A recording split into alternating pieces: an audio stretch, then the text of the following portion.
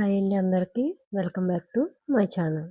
ఈరోజు వీడియోలో నిమ్మకాయ పచ్చడి సంవత్సరం మొత్తం నిల్వ చేసుకునే ట్రిక్స్తో ఈ నిమ్మకాయ పచ్చడి టేస్టీగా రుచిగా ఎలా చేసుకోవాలో ఈ వీడియోలో అయితే చూపించిపోతున్నాను.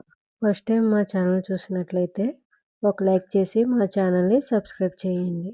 ఇంకెందుకు ఆలస్యం, వీడియోలోకి అయితే వెళ్ళిపోదాం.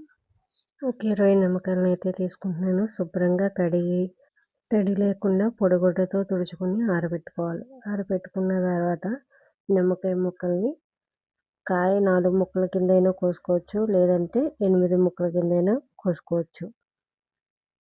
మీకు ఈ సైజులో పెద్ద బద్దలు కావాలంటే పెద్ద ముక్కల కింద కోసుకోవచ్చు, లేదంటే చిన్న 8 ముక్కల కింద కోసుకున్న బాగానే ఉంటుంది. కోసుకున్న తర్వాత అందులో నిమ్మకాయ పిక్కలు అనేది లేకుండా తీసుకోవాలి. మొత్తం కాయలన్నీ కూడా ఇలా కోసుకొని పక్కన పెట్టుకోవాలి. ఇక్కడ నేనైతే కొన్ని పెద్ద ముక్కల కింద కోసుకున్నాను, కొన్ని చిన్న చిన్న ముక్కల కింద అయితే కోసుకున్నాను. మనకి ఈ సీజన్లో నిమ్మకాయలు అనేవి ఎక్కువగా దొరుకుతాయి కాబట్టి మనకి నిమ్మకాయ పచ్చడి పెట్టుకోవడానికి కూడా ఈ సీజన్ అనేది బాగుంటుంది. మొత్తం ముక్కలన్నీ కోసేసుకొని ఒక ప్లేట్లో పెట్టుకోవాలి. కాయలు అయితే నేను 20 తీసుకున్నాను. గ్రాముల లెక్కనైతే కేజీ వరకు అయితే కొంచెం అటు ఇటుగా ఉంటాయి. 3 తీసుకున్న తర్వాత మనం ఒక డబ్బా అనేది తీసుకొని ఆ డబ్బాలో కొన్ని కొన్ని ముక్కలు వేసుకుంటూ, నేను ఉప్పునైతే 100 గ్రాముల దాకా తీసుకుంటున్నాను. తర్వాత కొన్ని ముక్కలు వేసుకొని 2 స్పూన్ల వరకు ఉప్పులు అనేది వేసుకోవాలి. ఇక్కడ మనం కల్లుప్పు అనేది వాడుతున్నాం కాబట్టి పచ్చడికి ఎప్పుడైనా సరే కల్లుప్పు అనేది బాగుంటుంది. మొత్తం ముక్కలన్నీ కూడా ఇలా వేసుకుంటూ సాల్ట్ అనేది అడ్జస్ట్ చేసుకుంటూ వేసుకోవాలి. తర్వాత మొత్తం వేసేసుకున్న తర్వాత కొంచెం ఉప్పు అనేది యాడ్ చేసుకొని మూత పెట్టుకొని ఒక 5 రోజుల వరకు అయితే ఉంచుకోవాలి. ముక్కలు అనేవి బాగా ఊరుతాయి కాబట్టి మనకి 5 రోజుల తర్వాత తీసుకొని ఎండలో అయితే ఎండపెట్టుకోవాలి. ఇప్పుడు నేనైతే 5 రోజుల తర్వాత 6వ రోజు అయితే చేస్తున్నాను. ముక్కలు అనేవి చాలా బాగా ఊరిని ఈ విధంగా ఇలా కొంచెం కలర్ చేంజ్ అయినాయి కదా, ఇలా ఉంటే సరిపోతుంది. ఒక 5 డేస్ ఉంచుకుంటే సరిపోతుంది, మరి ఎక్కువ రోజులైతే ఉంచక్కర్లేదు.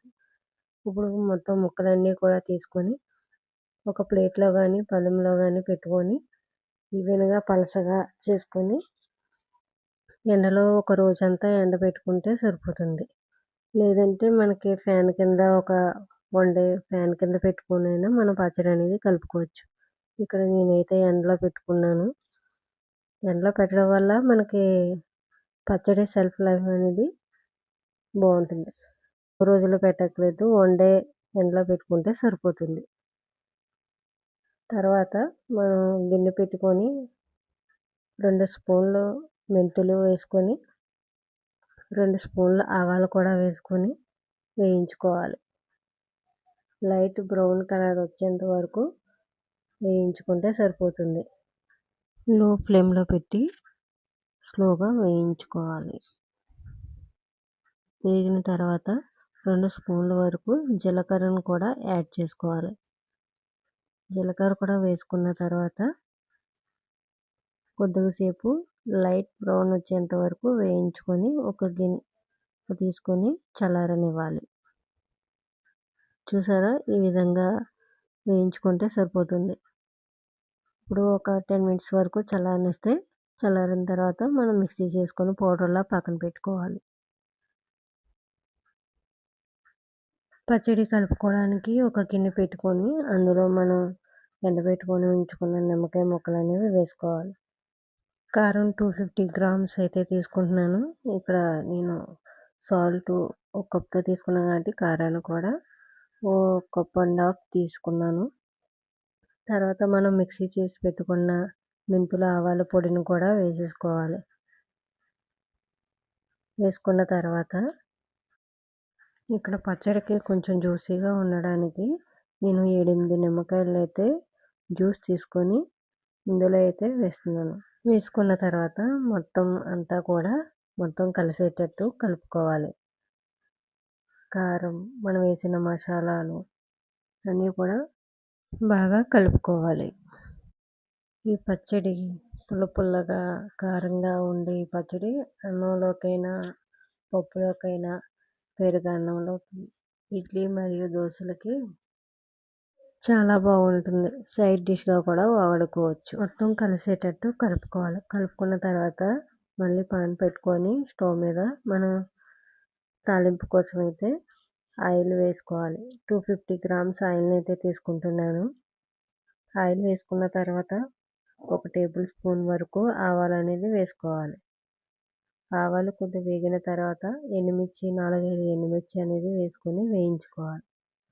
వేయించుకున్న తర్వాత కొద్దిగా కరివేపాకు వేసుకొని వేయించుకోవాలి. కరివేపాకు వేయడం వల్ల పచ్చడి ఏం పాడవదు, టేస్ట్ అనేది బాగుంటుంది.